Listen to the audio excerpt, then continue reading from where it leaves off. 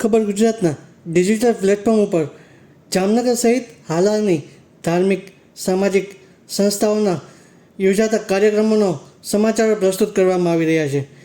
પાછલા સપ્તાહ દરમિયાન વિવિધ સંસ્થાઓ દ્વારા યોજાયેલ કાર્યક્રમો અત્રે પ્રસ્તુત છે. BJS જૈન સંગઠન ફાઉન્ડેશન દ્વારા જામનગરના વિવિધ ગામડાઓમાં તળાવ ડેમમાંથી માટી કાઢી તેને ઊંડા ઉતારવાના કાર્ય થઈ રહ્યા છે.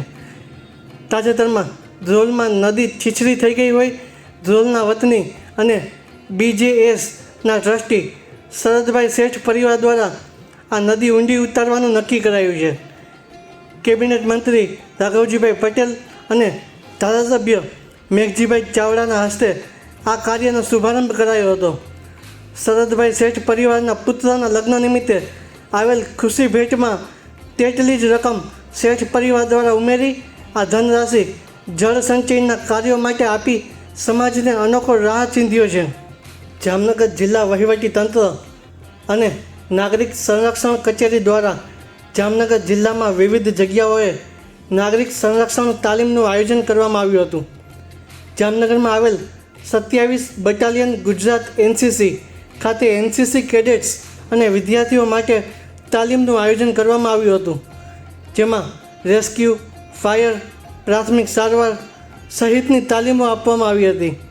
આ તકે કલેક્ટર કેતન ઠક્કર ઉપસ્થિત રહી તાલીમાર્થીઓનો ઉત્સાહ વધારી કેડેટ્સ સાથે સંવાદ કર્યો હતો. વિશ્વ કક્ષાની જ્યોતિષ તજજ્ઞોની સંસ્થામાં જામનગરના સુપ્રસિદ્ધ મા પિતાંબરા બગલામુખી ઉપાસક જ્યોતિષી જીગરભાઈ પંડ્યાને લાઈફ ટાઈમ મેમ્બર તરીકે નિયુક્તિ કરાઈ છે. અમેરિકાની ઇન્ટરનેશનલ વૈદિક એસ્ટ્રોલોજી ફેડરેશન દ્વારા શાસ્ત્રીજીને જ્યોતિષ તરીકેની વિશેષ સેવા બદલ પ્રમાણપત્ર એનાયત કરવામાં આવ્યું હતું. પહેલગામ હુમલા બાદ ભારતના જવાનોએ કરેલ ઓપરેશન સિંદૂરની સફળતા બાદ આ જીતને ખંભાળિયા વાસીઓ દ્વારા વધાવી તિરંગા યાત્રાનું આયોજન કર્યું હતું. ખંભાળિયા નગરપાલિકા ગાર્ડનથી શરૂ થયેલી આ તિરંગા યાત્રા વિવિધ રાજમાર્ગો પર ફરી નગરગેટ ચોક ખાતે પૂર્ણ થઈ હતી.